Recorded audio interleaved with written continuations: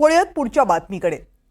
एखादी घटना घडते तेव्हा त्या घटनेकडे समाज कसं पाहतो हे बऱ्याचदा त्या समाजाची संस्कृती, त्या समाजाची राजकीय जडणघडण आणि वैचारिक पातळी या सगळ्यावर अवलंबून असतं असं म्हणतात।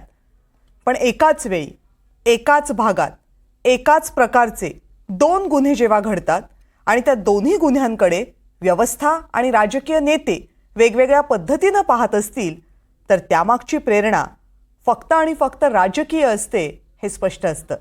महाराष्ट्रातल्या दोन घटनांच्या बाबतीत सध्या हेच घडलंय। एक घटना आहे बीडमधील सरपंचांच्या हत्येची आणि दुसरी आहे परभणीमधल्या कोठडीतील मृत्यूची। बीडमधल्या हत्येसाठी आरोपींना फाशी व्हावी अशी मागणी होते, तर परभणीच्या मृत्यू प्रकरणी माफीची। आणि या दोन्ही मागण्या करणारी व्यक्ती मात्र एकच आहे, भाजपचे आमदार सुरेश धस। धस यांच्या या दोन टोकांच्या दोन मागण्या कोणत्या राजकारणाची दिशा दाखवतायत हाच प्रश्न आहे।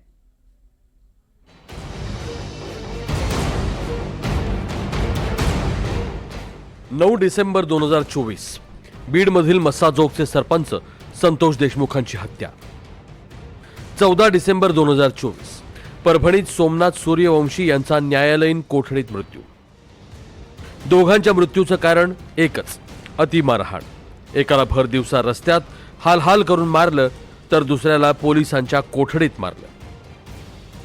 रस्त्यात मारल्या गेलेल्या संतोष देशमुखांचा खून झाला, पण पोलिसांच्या कोठडीत मेलेल्या सोमनाथ सूर्यवंशींचा फक्त मृत्यू झालाय।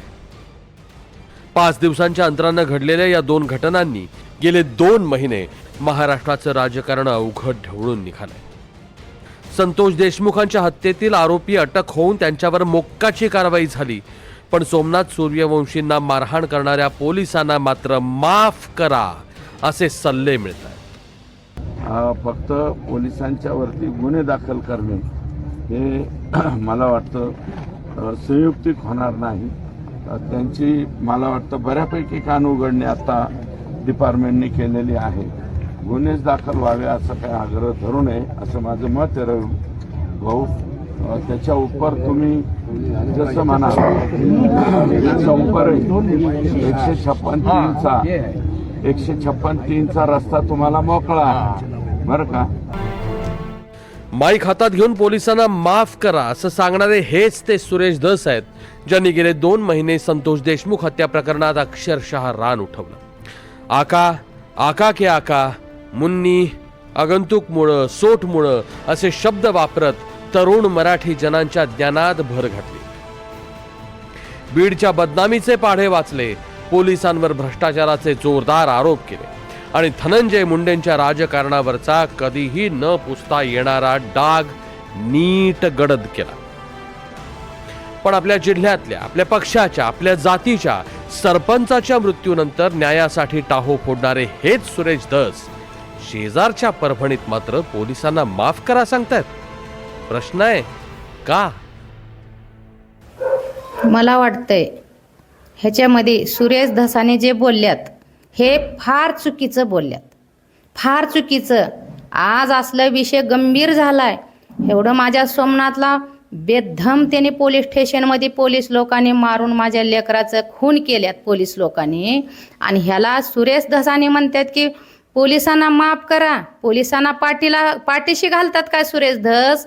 स्वतःचा जर मुलगा असता तर सुरेश धस असा पोलिसाला माफ केला असता का?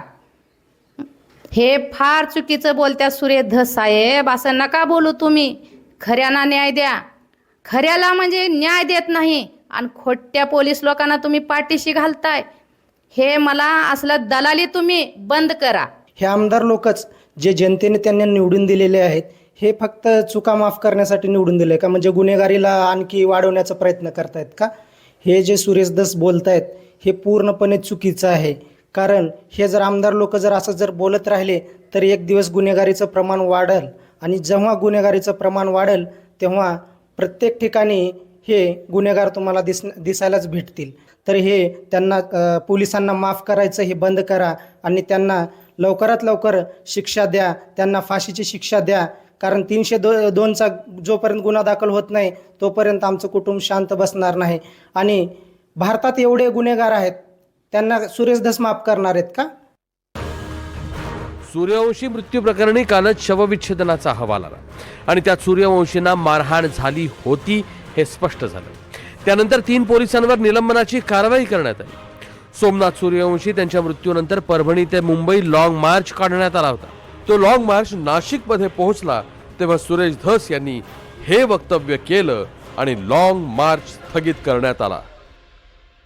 आणि ते असं कसं म्हणू शकतात की जाऊ द्या, माफ करा, माफ करा. अरे वा, हे म्हणजे साधू संतांची औलाद आहे. माफ करा, खुन्याला माफ करा.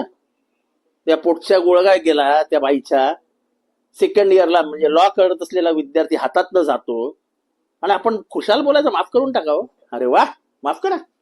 तुमच्या घरातला कोण मेला तर असा खुनात माफ करावं काय? सांगा ना संतोष देशमुखच्या घरच्यांना जाऊन जाऊ द्या, माफ करा वाल्मिक कराडला. का तिथे राजकीय समीकरण जुळत नाहीत ना, म्हणून वाल्मिक कराड. आणि इथे काय आपलं राजकारणाशी घेणं देणं नाही, माफ करून टाका. माझा प्रश्न आहे आमदार सुरेश धस यांना, ज्या पोलिसांनी सोमनाथ सूर्यवंशीला मारलं, ज्या पोलिसांनी वत्सला मानवतेला रिंगण करून मारलं, ज्या पोलिसांनी बाळंतीण महिलेला निकिता वाटरेला मारलं, ज्या पोलिसांनी आमच्या भीमसैनिकांना जबर मारहाण केली, त्या पोलिसांची तुम्ही बाजू घेता. त्यामुळे आमदार सुरेश धस, तुम्हाला मी सांगतो, आमच्या परभणी प्रकरणामध्ये तुम्ही लुडबुड करू नका. इतकी सगळी राजकीय वावटळ उठल्यानंतर सुरेश धस यांनी संध्याकाळी एक लांब लचक पत्रकार परिषद घेऊन आपलं स्पष्टीकरण दिलं. मला वाटतं मी जे केलेलं स्टेटमेंट आहे ते त्याच्यातला काही पार्ट काढलेला आहे. मी काय म्हणलेलं आहे, जे ऍक्शन मोडमध्ये जेवढे व्हिज्युअल्स दिसलेले आहेत तेवढेच पोलीस तुम्ही सस्पेंड करा आणि जे ऍक्च्युअल ऍक्शन मोडमध्ये दिसलेले नाहीत त्यांना थोडंसं विनाकारण त्यांची नावं घेऊ नका, हे माझं वाक्य आहे. परत एकदा माझं मत आहे की चेक करावं, रिचेक करावं. माझी भूमिका बदललेली नाही. कालही तीच आहे, आजही तीच आहे, उद्याही तीच राहील आणि परवाही तीच राहील. माझी एकच भूमिका राहील शेवटपर्यंत. हे ज्यांनी यांचा जीव घेतलेला आहे ते फासावरती गेले पाहिजे. मराठा आरक्षणाच्या मुद्द्यावर मराठवाड्यातलं वातावरण भाजपला अनुकूल नाहीये. मनोज जरांगेंना मात देण्यासाठी सुरेश धस नावाचा मराठा चेहरा भाजपसाठी मराठवाड्यात तयार होऊ शकतो अशा चर्चा संतोष देशमुख प्रकरणानंतर सुरू झाल्यात. शिवाय बीडमध्ये मुंडे बंधू भगिनींना सुद्धा धस थेट आव्हान देऊ शकतात हेही स्पष्ट झालंय. आतापर्यंत सुरेश धस यांनी आपला लढा हा न्यायासाठी आहे अशी प्रतिमा तयार करण्यात यश मिळवलं खरं, पण गृह खातं आपल्याच पक्षाचं असल्यानं देशमुखांच्या मारेकऱ्यांना फाशी आणि सूर्यवंशींना मारहाण करणाऱ्यांना माफी अशी दुटप्पी भूमिका जर धस घेणार असतील तर त्यानं राजकीय नुकसान हे अटळ आहे. Bureau report, NDTV Marathi.